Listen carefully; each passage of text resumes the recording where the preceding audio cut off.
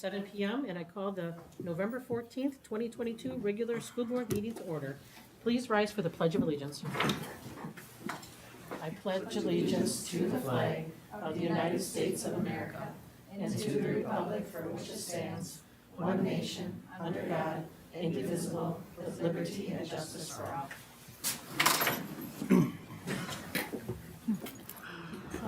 Brian Wilpat, would you please call the roll? Alan Fox. Here. Jennifer Deek. Here. Maggie Smith. Here. Gary Dunlop.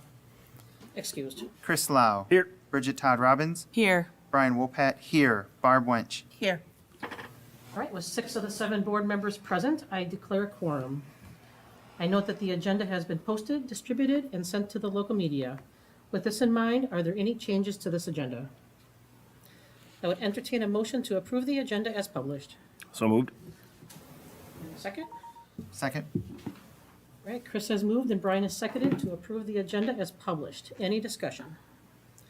Hearing none, all those in favor of the motion to approve the agenda as published, please signify by saying aye. Aye. Those opposed, please signify by saying nay. Motion to approve the published agenda has passed.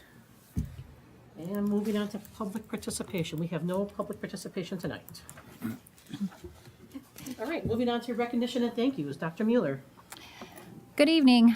Tonight I have 2 recognitions I would like to share with you. First, it is American Education Week, and this is our opportunity to celebrate public education. So we really want to honor all those individuals that are making a difference in ensuring that every child receives a quality public education. We are celebrating all of our staff, but also those who contribute to the ongoing success of our students and contribute, volunteers we have and everyone else in the community. So we thank them for that. And then last week, you probably noticed there was posts with our school psychologists on Facebook. If you follow that, our school district Facebook page, we want to just celebrate our school psychologists in the School District of Holmen. We wanted to recognize Bobby Joe Loomis, Corey Miller, Laura Pernsteiner, Lisa Hesch, Nicole Calander, and Nikki Osgood. Just thank them for all they do for our students. We know that they definitely are busy and contribute greatly to the care of our students, so thank you. All right. Thank you, Chris. All right, moving on to reports and discussion. We'll start out with the Youth Risk Behavior Survey. Matt Myers, Director of Safety and Student Services, will present on the Youth Risk Behavior Survey results. This item is for report only.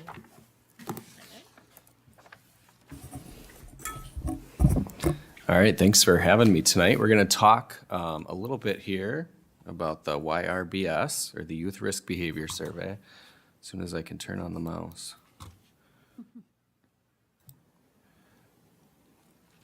And this is kind of a recap. It's not the comprehensive picture, but just an overview of some of our fall 2021 administration results. So what is the YRBS? It's a comprehensive health and wellness surveillance tool that was developed by the CDC, and it's administered by states and municipalities.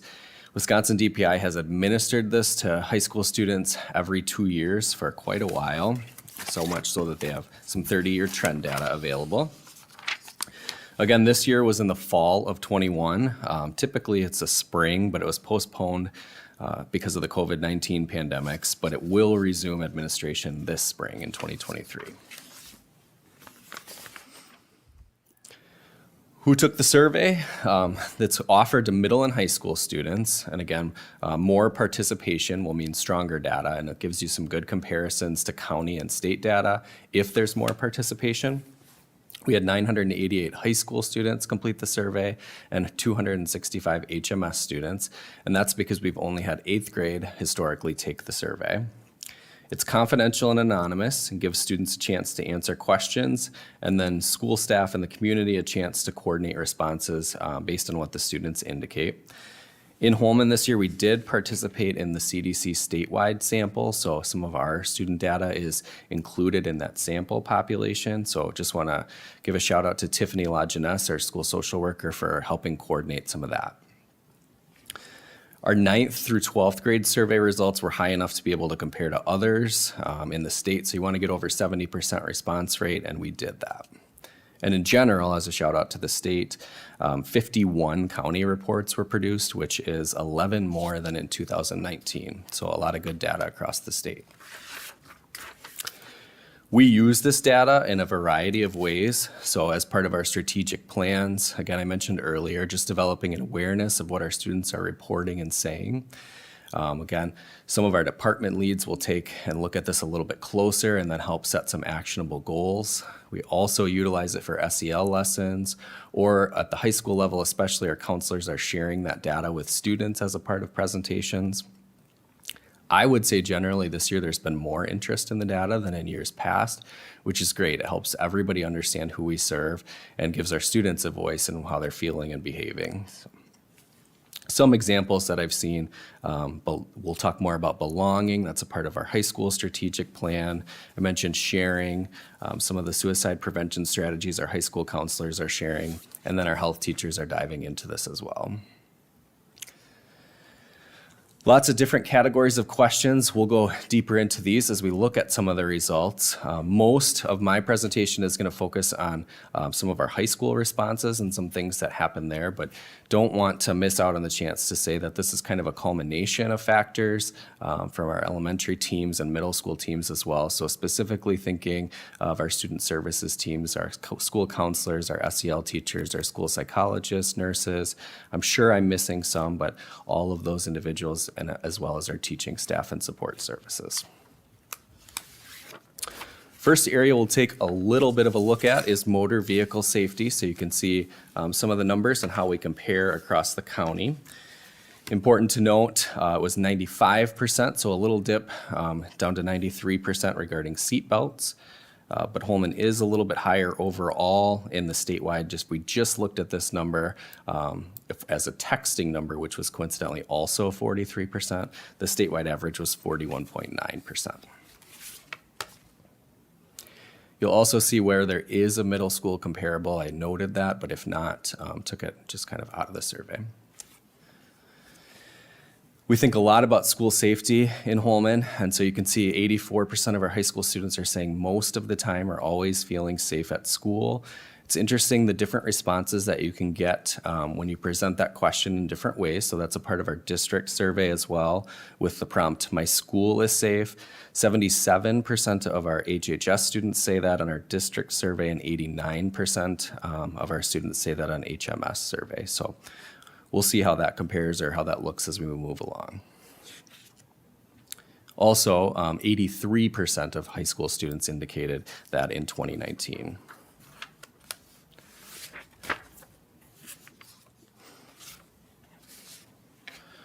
Here's some more topics that dive in a little bit into school safety. So just another comparison as we look at the threatened portion is 5.5% for a statewide average. So you see Holmen High School sits lower than that, and then 8.4% for being in a physical fight in school.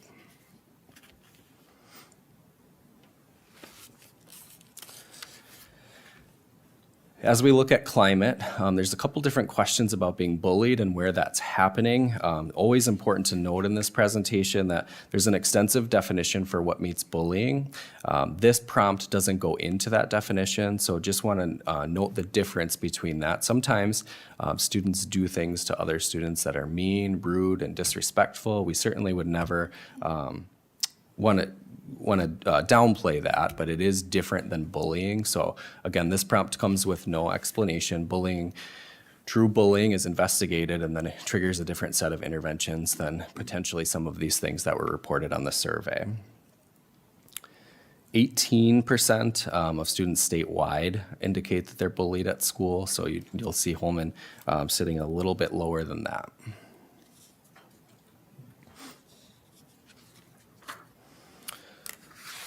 School connectedness is another area that we'll dive into a little bit more. Statewide, the belonging number is at 60.8%.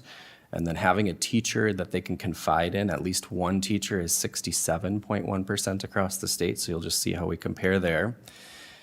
The Holmen High, we mentioned earlier, their admin team did a lot of work with the YRBS and kind of diving into the data and developed strategic plan goals after looking at some of this. And their goal is to have 75% of students involved in a co-curricular and want 80% of students to have at least one teacher or adult at school that they can confide in.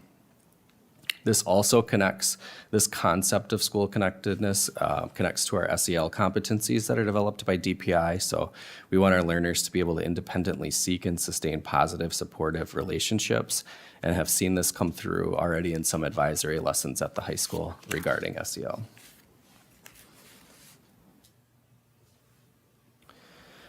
When we talk about belonging, school connectedness is a great protective factor. So it does have long-lasting protective effects on multiple health outcomes, especially related to mental health and school safety. So you can see if students feel like they do belong, they feel safer at school than if they do not belong. So that's a pretty considerable difference there.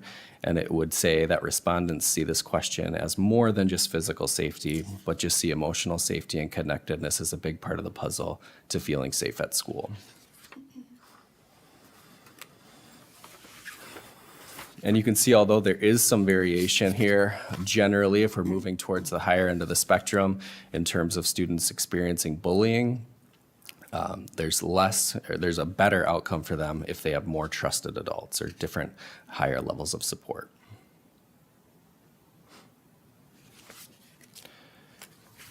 When we start to kind of disaggregate this data a little bit, important to see the differences between our LGBT community as identified on the survey and our straight cisgender population. So you'll see more of our students who identify here are feeling like they belong at school, but in this population, more students are not. So that's common across the state and across county data, where in the county comparison, 41% of our LGBT community is identifying that they don't have that same sense, or they do belong, and then 69% of our straight cisgender students are identifying in the county as well. So a couple things just to expand upon this topic. I'll kind of roll to the 2019 data just for comparison's sake. You can see we have made some improvements in this area, going up 5% and 6% respectively. Our Holmen High School does have a GSA. We have offered some professional development for staff in creating safe spaces and awareness of what that looks like. So all of those learning opportunities we certainly think contributes to that growth, but we're recognizing that there's still a lot of work to do and we have to kind of dig in and do more here.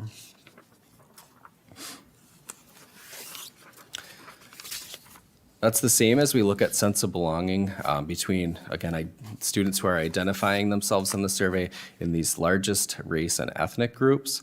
So just to put some county comparison numbers on here, our Asian students and Pacific Islanders are, again, identifying at 52% in the county. Our Hispanic students, again, sense of belonging, 59% in Holmen, whereas 50% across the county. Students who identify in multiple races, 55% here in Holmen and 50% in the county, and our white students at 66% and 60% in the county. We don't have great comparison data to 2019 because it just wasn't disaggregated quite like this. This is a really good, helpful tool for us. One thing that I'll note is that our among student organization is among a change that could be positive in future trends.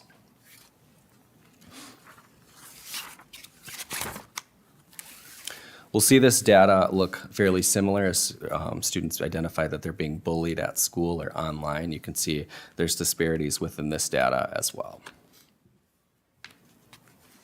And that does compare in the same trends to the county data.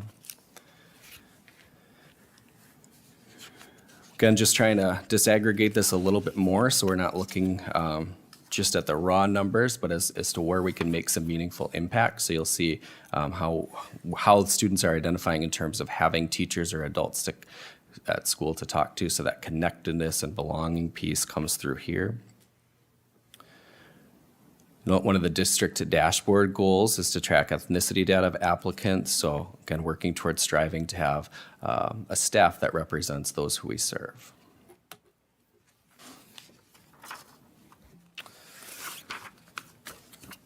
Then zooming kind of back out to the whole student population as we look at mental health and well-being. You'll see some of these numbers here, just some comparisons back to 2019, and I'm looking at that middle column here in the high school. 47% of students identified that they had problems with anxiety, 28% identifying that they've experienced periods of prolonged disruptive sadness, 17% of students who have intentionally self-harmed, and then 19% of students in 2019 who had considered suicide in the 12-month period. More than just the numbers, though, so we want to dive into these a little bit, and you'll see the biggest disparity here is between gender, with females almost at a 2-to-1 clip in some of the ones that I'll be rolling through here, experiencing these, in this case, anxiety or other mental health challenges in comparison to boys. And all of these, so this one was 62% for females in 2019, so you'll see rising numbers as well. As we look at depression, 36 to 42% from 2019 to 2021, 2021. 24% to 31% in self-harming. And I would say that anecdotally, what we've observed matches that as well. And finally, looking at the suicide number, you can see the gender disparity still exists there. So kind of through some of the survey information, and then for our school counselors and student services team at the high school doing their needs assessment, students are identified or can identify for different small groups that run. So some of the responses to this include offering small groups in anxiety, stress management, study skills, and coping through changes. And these groups are shorter term and they meet weekly, so it's not meant to be a long intervention, but something that students can use as a support for a short time. And then we'll note that the district utilized ESSER funding to have a contracted mental health services provider, and our student services team assisted in developing a referral pathway for some of these students who needed to access this support. And always willing to pursue other grants and opportunities to help address this area as well. Zooming back in a little bit, if we looked at this through the lens of sexual orientation and gender identity, you can see our students who identify as LGBT are at significantly higher risk for some of these negative outcomes related to mental health. So the district, again, has a GSA. We have engaged in gender support planning and done some staff development, but you can see along with the rest of society, this is still a challenge for us that we need to continue to address for our students.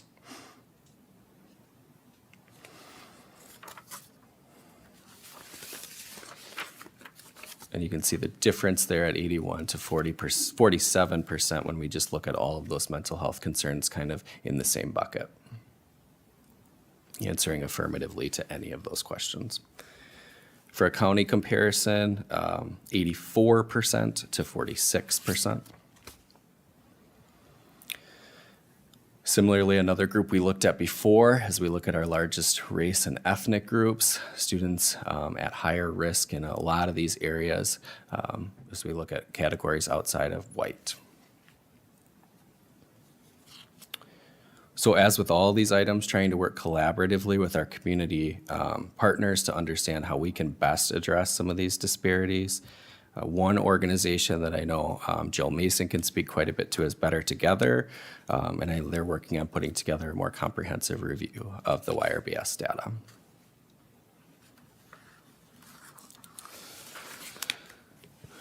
The survey also addresses questions regarding sexual behavior, so you can see some of the percentages there. And this was updated slightly as we got some better data, especially in this column was updated from what you may have seen over the weekend.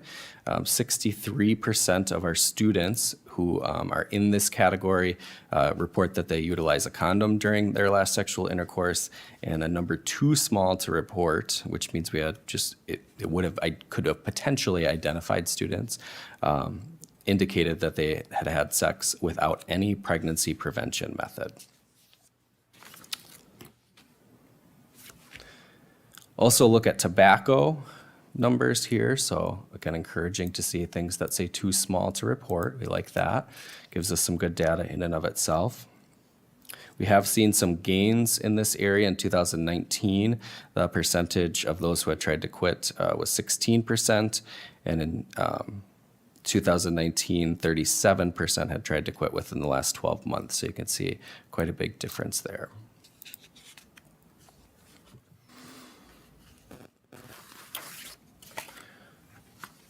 All right, here's a few more regarding alcohol consumption. And just altered this a little bit for the middle school based on the question prompt that they were given. Fairly comparable numbers to 2019 here as well. As we look at binge drinking, just wanted to put this graph up here, which shows some factors that influence this, including gender and then students progressing in age.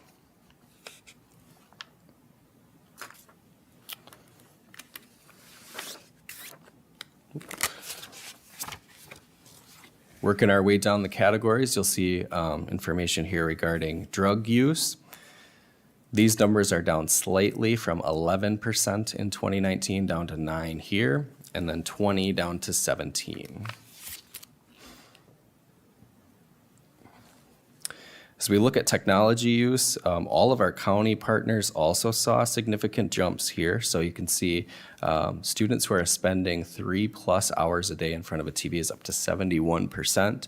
And then students who use technology between midnight and 5 a.m. on school nights is 47%. On the 2023 survey, I think some information will come to us, including this question: how often do you use social media? Which we may be able to pair with a question like this to see where that's happening and what's causing that.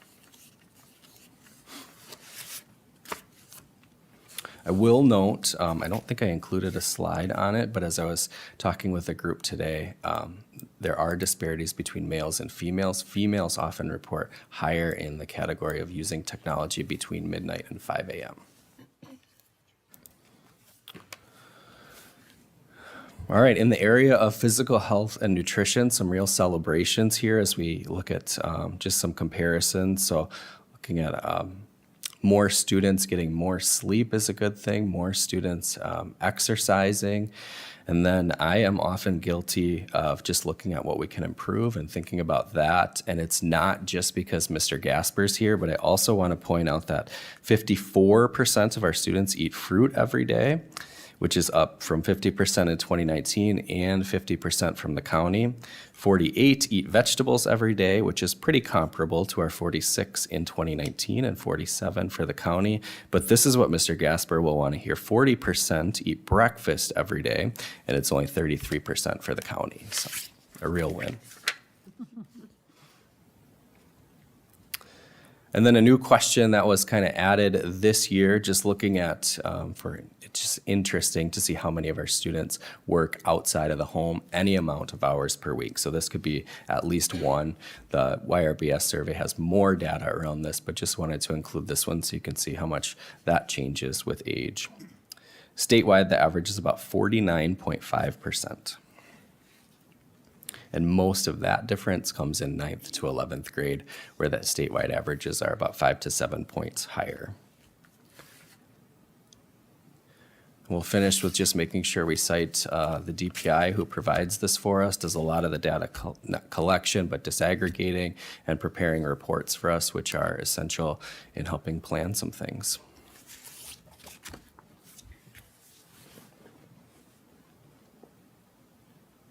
Any questions?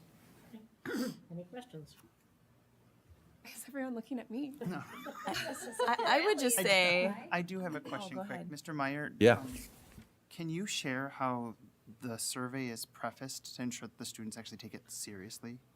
Yeah, so the students are told, communicated with them that it's all anonymous, right? So there's nothing the district or teachers can do to track information. So that's really important that we know it's confidential and it's anonymous. And they are told the importance of it. And then also on the back end, those who collect the results can go through a process where they can kind of weed out those responses who might not have taken the survey seriously, or the data that they get back is not reliable. So, which is why it's more impressive that we come up with, I think our response rate was close to 82 or 83%. You really want to be over 70%. So it shows our students really did take it seriously, which is great.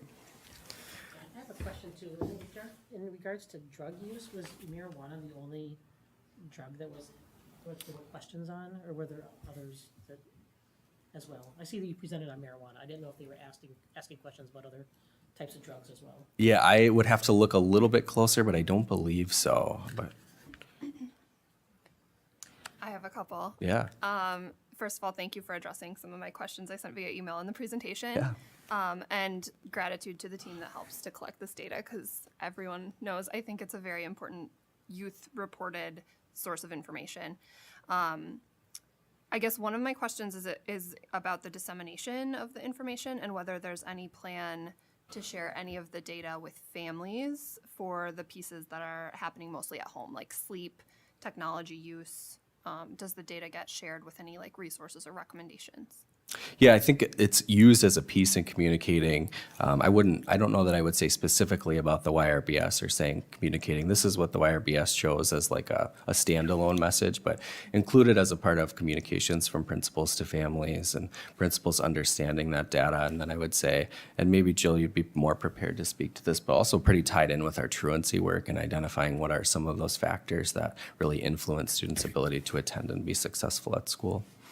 Years before too, I would say before pandemic, we used to put it in the newsletter, Dr. Mueller's newsletter, so not the whole thing, but just like some of those important snippets like we had talked about, was just some important pieces of information from you. Before pandemic is before me too, so Yeah. thanks, I Jill. do know earlier this year in the high school newsletter, they had a session that they held for families that they could attend, and they had someone come and share this type of information about drug use, and then also resources like what to do if you feel you have someone that might need help and so on. And it wasn't, we'll just say it wasn't as well attended as we would maybe hope, but we're glad, anytime we do something like that and we have anybody there, we're just happy to see that. So that is one of the things that was put on this year so far. So. I'm also curious if, I guess, why the middle school historically hasn't participated, besides those 8th graders. Yeah, so Jill, maybe you can speak to, again, before pre-administration, but I know historically only the 8th grade survey was available, so now there are more grade levels available, so just discussing if that would be something we want to pursue for 6th and 7th grade as well. Yeah, that was A recent change in the survey? And then my final question is, and I know you mentioned Better Together, which is amazing, and pre-pandemic, when this information would come out, working in public health, like there was a lot of focus on it. It was a lot of like, here's what we're seeing at the county level, here's what we're seeing in the community.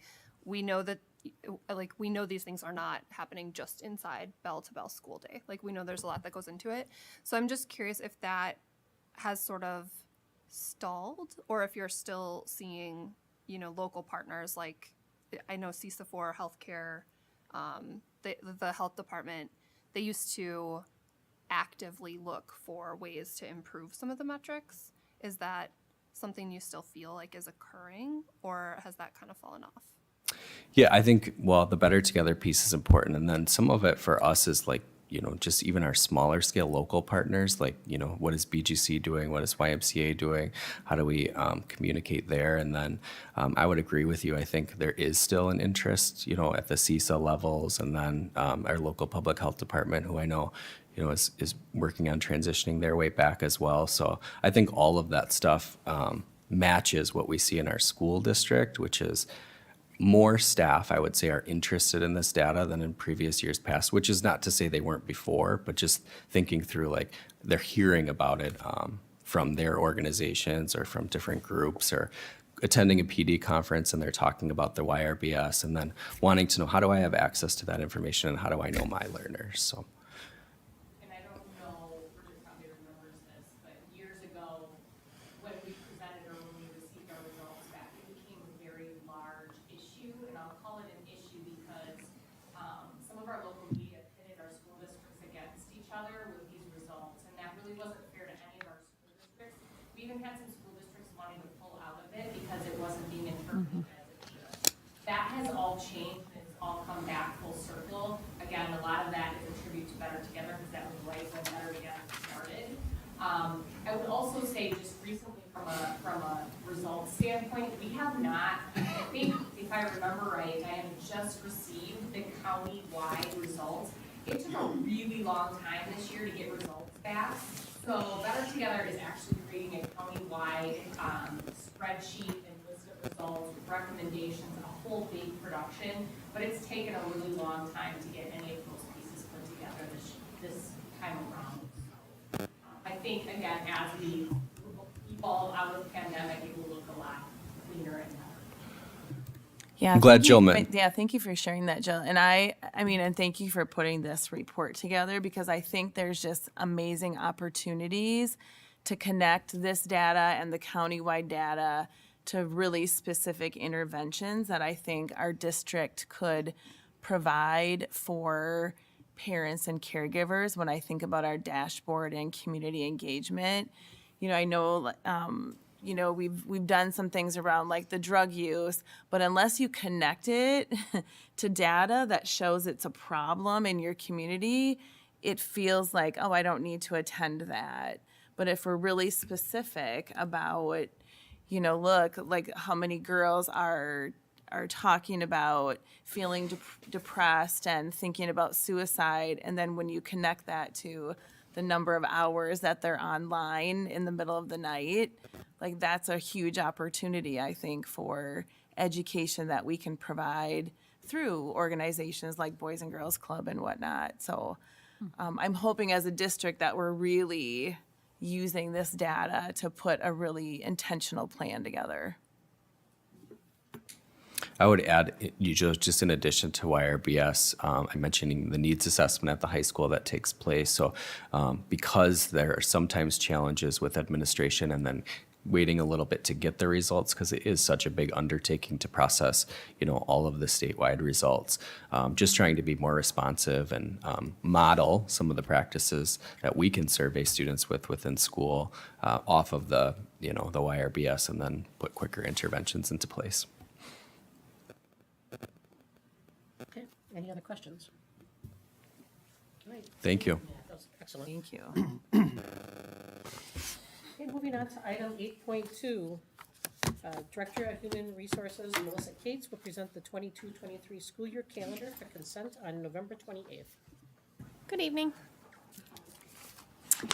All right, so I am going to share kind of some back history, how we got to the recommended calendar that is in your packet tonight. So, calendar committee. So looking back to the end of last school year, we recruited some staff who were interested in helping to be on this committee and create that calendar. We ended up having 12 staff members. That included 7 teachers, 2 EAs, a specialist from district office, and 2 administrators. And in addition to that, myself, along with Kim Edwards, chaired the committee. We met twice over the summer. Our first meeting in June, we spent a lot of time going over what our committee goal was going to be, talking through considerations, what we wanted to include on the calendar, what musts and coulds and shoulds are for the calendar, and then discussing what stakeholder input looked like. We ended up having our goal based around the district core mission, or core values and mission. So our goal was to create a calendar that would focus on equity and student achievement. So keeping that in mind and always bringing that back as we talk through changes that were being proposed. Some of the calendar considerations that we looked at were just things to keep in mind as we created the calendar. So start date. knowing that we have state statute that says you can't start before September 1st unless you have a board or a DPI approval of that. When is the graduation date? Trying to keep terms as equal as possible. For a high school level, that's important to keep those terms equal. So there's lots of things that went into, and the list we created was a good list, what we needed to keep in mind. We talked about gathering stakeholder input. Who are our stakeholders? What information do we want to gather from them?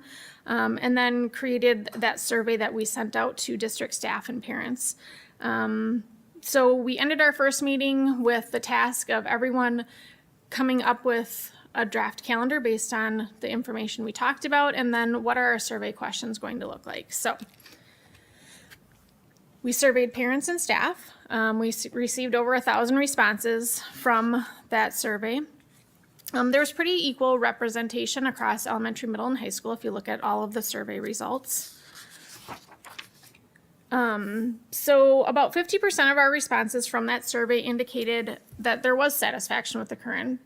Alternatively, you could say 50% aren't happy with the current calendar. So I chose the positive on that one. A little bit more than 50% prefer having a week-long spring break and having it align with the spring holiday.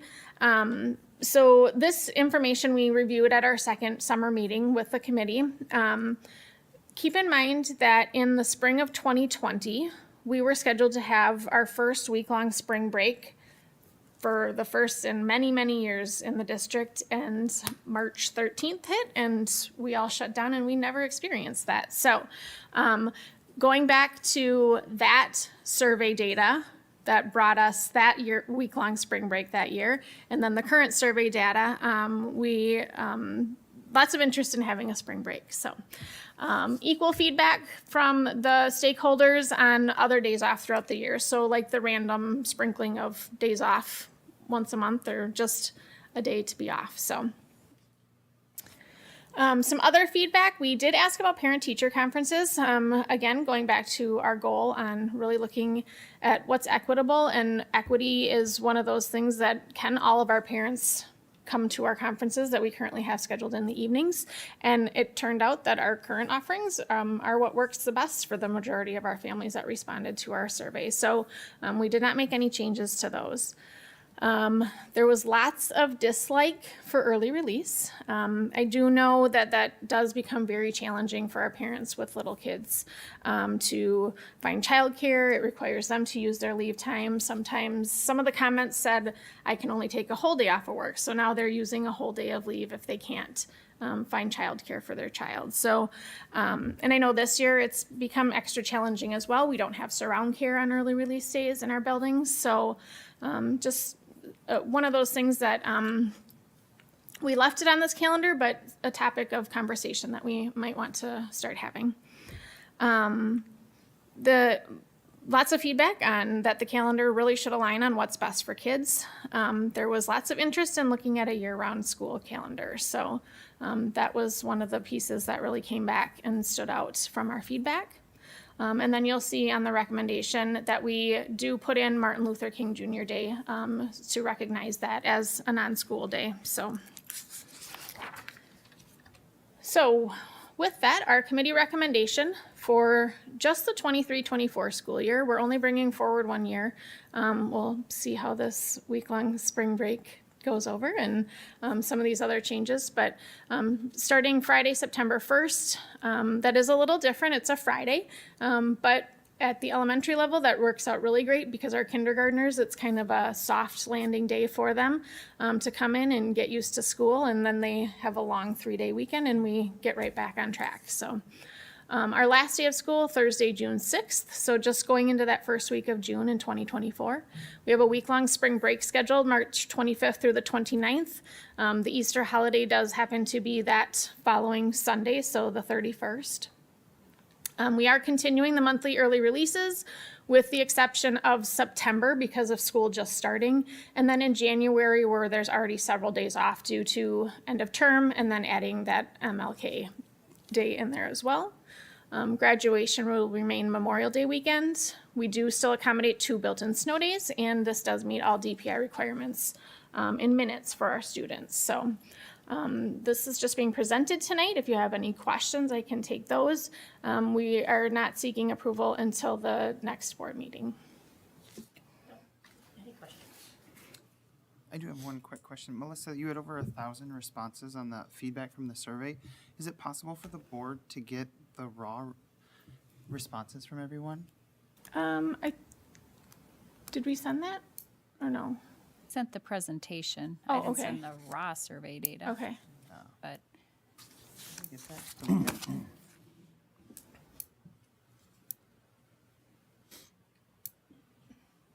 Any other questions? I know that there has been some reluctance to have graduation be on Memorial Day just from some people.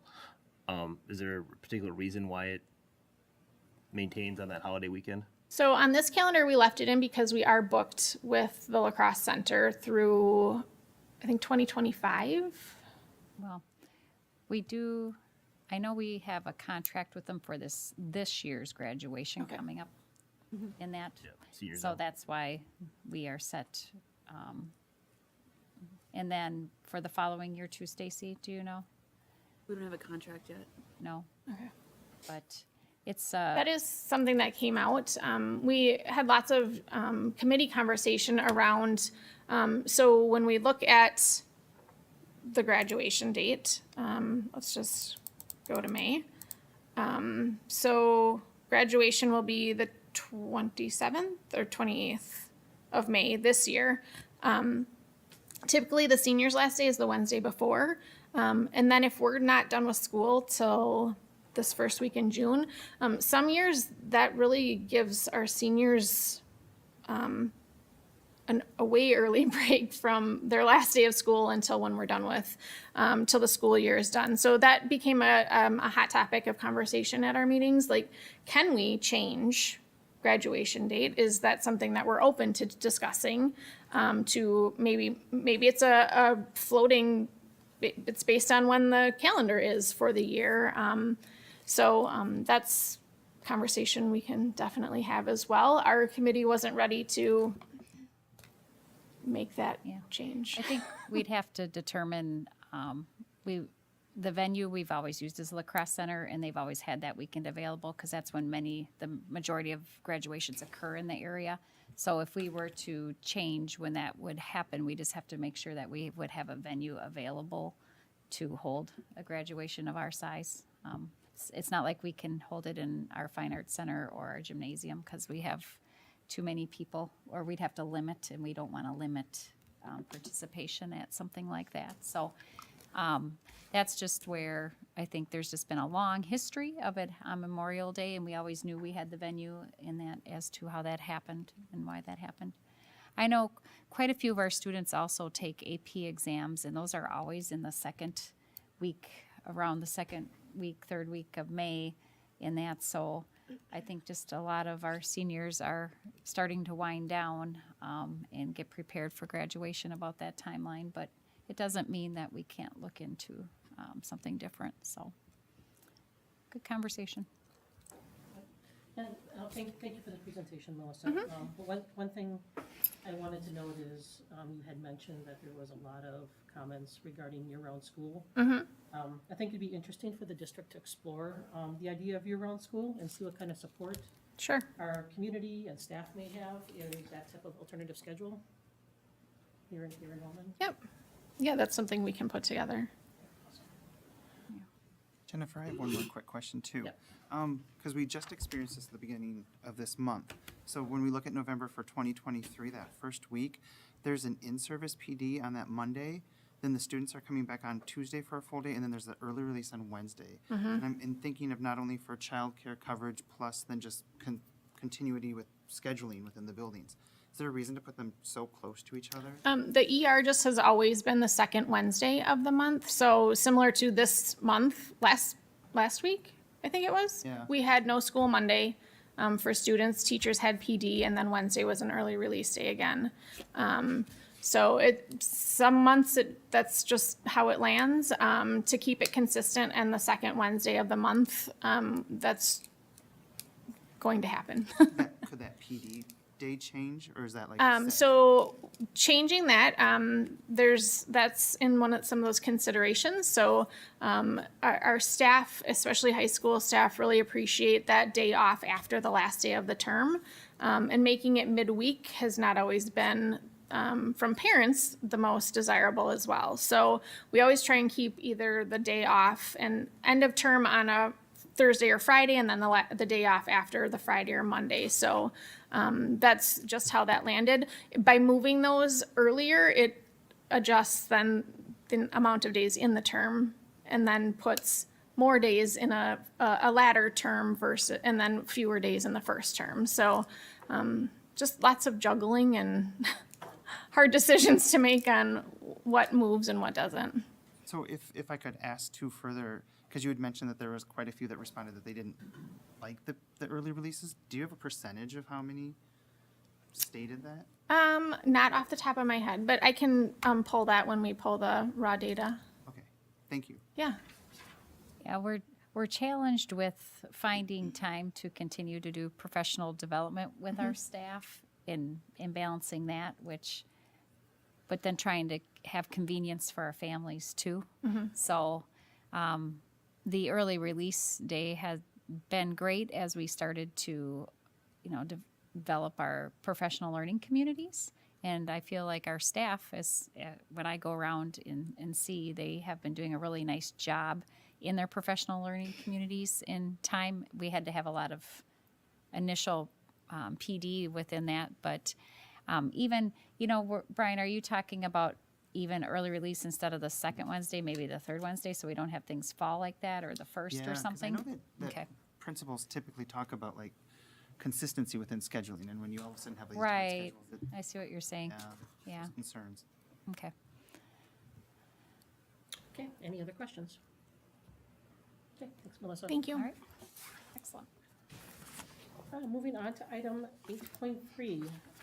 Director of Transportation, Dan Garrett, will present on additional van driver hours for specialized transportation. This item will also appear on the November 28th consent agenda. Hello. Well, this fall, we had several students enter the district from out of the district, and a lot of these students require specialized transportation. Some of them have IEPs for specialized transportation. Others are in the early childhood special education services that we provide transportation to as well. Those transportations happen at all times of the day. They're not always coincide with the regular schedules we have currently. So a lot of these positions require van drivers. And so we've seen additional hours needed in this van driver position. Currently, we're using an additional 10 hours per week, and we're seeking an additional 20 hours so we'd have more flexibility in the future. We know that there's planned students that are going to be coming into the district, and we want to be prepared for them. During regular school day, we're going to several locations, both in La Crosse and through the Holmen area, that way to use vans for throughout the day. During the evenings, I think every one of our vans are en route. We keep one or two back just in case, but the rest of them are en route. So we could definitely use more hours for these van positions. When you say that there's more of these kids coming into our district, it's people who already live in our district, or are these people that are? Coming from outside the district into the Holmen School District. We do have other students that are qualifying for specialized transportation that are in the district. Yeah, we've seen a recent trend, and you'll see this as a couple things come to the board for staffing. We're having families, so through our open enrollment, we decided what students could be admitted through open enrollment. You as a board decide that prior. And so there's certain enrollments that we don't accept because we don't have space. But if a student was to move and become a resident in the district, then we do provide whatever services they require. We are seeing an influx of students since the start of the school year. So that's part of the reason is we are getting additional students coming to the district that do need specialized transportation. So, Yeah, we've been changing the transportation for the last few months, and we kind of see it happening some more. So we're using several band positions, and we could definitely use more hours for those positions. So, any other questions? Okay, thank you. Thank you. Okay, moving on to item 8.4, Director of Nutrition Services Mike Gasper will present on the kitchen manager position. This item appears on tonight's consent agenda.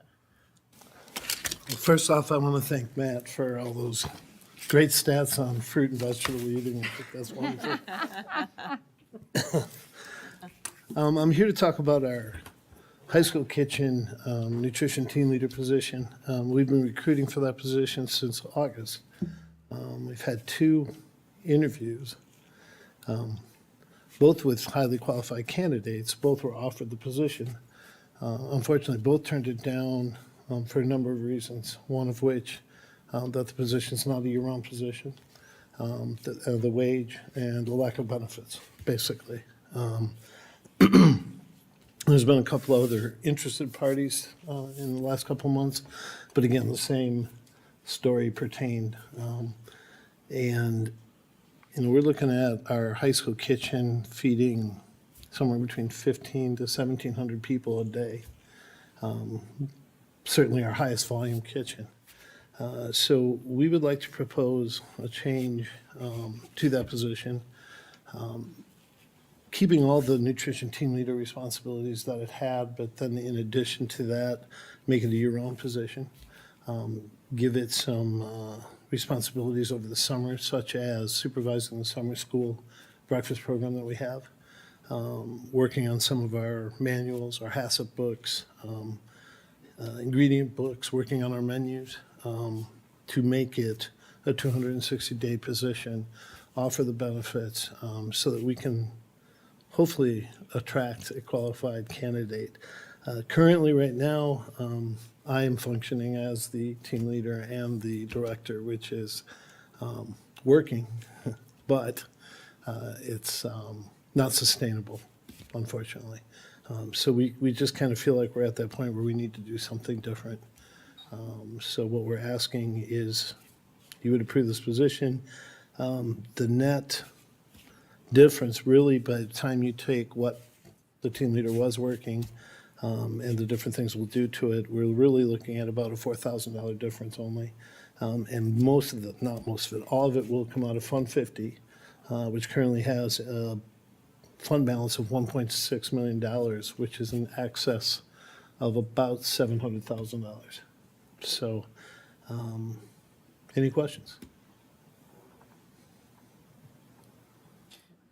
Do you think, and if you can't answer this, is fine, but do you think either of the people you've already offered for would come back, or have they all moved on to different roles? It's just been a general theme. You know, there's been about 4 other people that had contacted me with interest, but wanted it to be a round position, wanted those insurance. Insurance benefits, unfortunately, or fortunately, I guess, are a very huge draw to people. I think when these positions were set up years ago, it was a much different target audience that we were attracting to these jobs than we are now. I think now we have a lot of people that have to have the insurance, and without that, we're at a serious disadvantage. The other thing I should mention as well was increasing the hourly wage. Currently, I believe it's $20.61, and we would like to take that up to $24. If we did some research on Indeed, looking at different kitchen manager positions, and that's pretty much what the going rate is now for those kind of positions. So we just feel to be competitive in the marketplace, we need to be competitive in the marketplace. Thank you. Any other questions? Do you know, Mr. Gasper, with comparable sized schools around the area or even in the state, do they have positions that are similar to this? And what You know, it's kind of hard to do that somewhat, Brian. Number one, we're probably the highest volume high school that there is around the area. Our operation at the high school is certainly different than most high schools in the area as far as what we offer. It's more of a mini food court type situation. So there's a lot more going on. It's a lot more complex than some. So to compare the wage, there's just a lot of apples and oranges that go on there that doesn't make it equal necessarily. I will say at the 2061, I think we were the second highest at that point. This would put this position at the highest paid in the area. Any other questions? All right, thanks, Mike. Thank you. All right, moving on to the consent agenda items. For the consent agenda, the board has been furnished with background materials on each item or has discussed it at a previous meeting. These will be acted upon with one vote without discussion. If a board member wants to discuss any item, it will be pulled out of the consent agenda and will be voted on separately. Okay, I would entertain a motion to approve the consent agenda as provided. So moved. All right, and do I have a second? Second. Right, I have Chris made the motion, Maggie seconded. Is there any discussion? Hearing none, all those in favor of approving the consent agenda, please signify by saying aye. Aye. Those opposed, please signify by saying nay. Motion passes. All right, moving on to the board debrief. I will call upon board members and ask you to present any comments or committee reports you have. Alan, we're going to start with you today. Yeah, so with the youth risk behavior survey, some of that information had been given to the students, particularly with belonging, which I know a lot of people appreciate, and it was discussed for a whole advisory period, few advisory periods. One of the things that was surprising to me and was not talked about was violence, with 19% feeling like violence is a problem, which is definitely, I think, larger than anyone would want to see, and I definitely think we can look more to figure out what exactly the students felt like was a problem with violence, because, I mean, certainly you don't hear a lot about that in the hallway with people feeling violence and experiencing violence, and with people pulling out weapons and stuff. So that was just something shocking to me. Besides that, tonight, just over in the FAC, they've got Dancing with the Sports Stars going on. Just this kind of on something the dance team puts on yearly. Just for a little fun fundraising, with the proceeds of it going to the family of Crystal Lee, who recently they lost one of their daughters to cancer.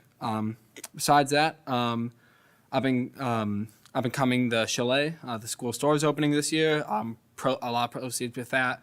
We'll be heading towards the family of Laura Hickey and her husband, who's also suffering through cancer right now and has been for years.